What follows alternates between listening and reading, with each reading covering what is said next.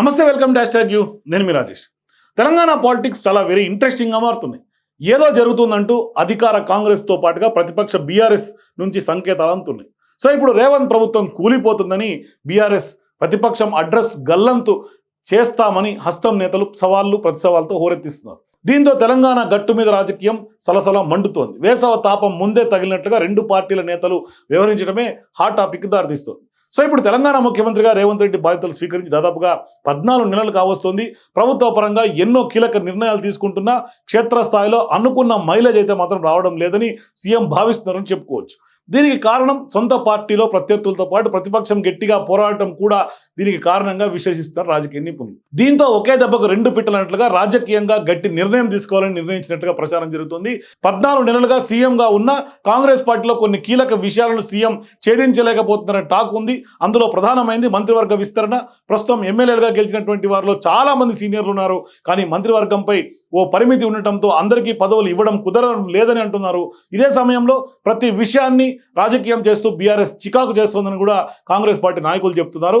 అయితే తనను ఇబ్బంది పెడుతున్నటువంటి సీనియర్లను కట్టడి చేయడంతో పాటుగా ప్రతిపక్షాన్ని నీరుగార్చే ఓ బలమైనటువంటి అడుగు వేసేందుకు ముఖ్యమంత్రి సిద్ధమైనట్లుగా ప్రచారం జరుగుతోంది.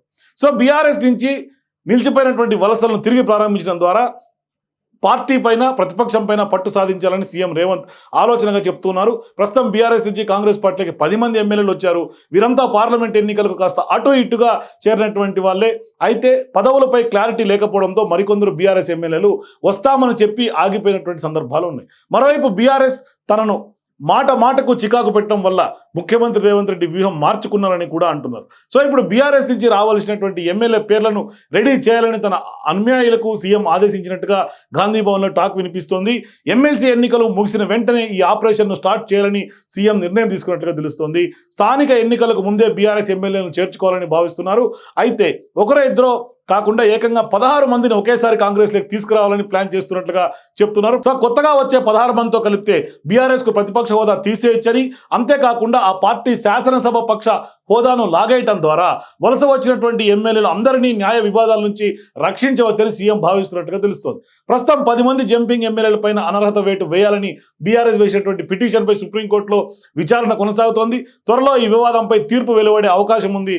సో బీఆర్ఎస్ శాసనసభ పక్షం విలీనం చేయడం ద్వారా ఎమ్మెల్యేలను చట్టం ద్వారా రక్షణ కల్పించవచ్చని న్యాయ నిపుణుల సలహాలతో సీఎం పావులు కదుపుతున్నట్లుగా చెప్తున్నారు. తను అనుకున్నట్టుగా బీఆర్ఎస్ నుంచి 16 మంది ఎమ్మెల్యేలు వస్తే పార్టీలో కొంత గురుగుతున్నటువంటి నేతల నోళ్లు మోయించవచ్చని సీఎం వ్యూహాత్మకంగా చెప్తున్నారు.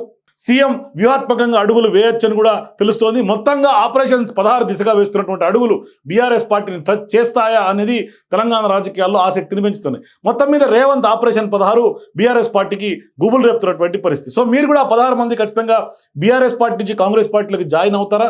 జాయిన్ అయితే ఎవరెవరు ఎప్పుడు జాయిన్ అయ్యే అవకాశం ఉందో మీ అభిప్రాయాన్ని కింద కామెంట్స్ రూపంలో తెలియజేయండి.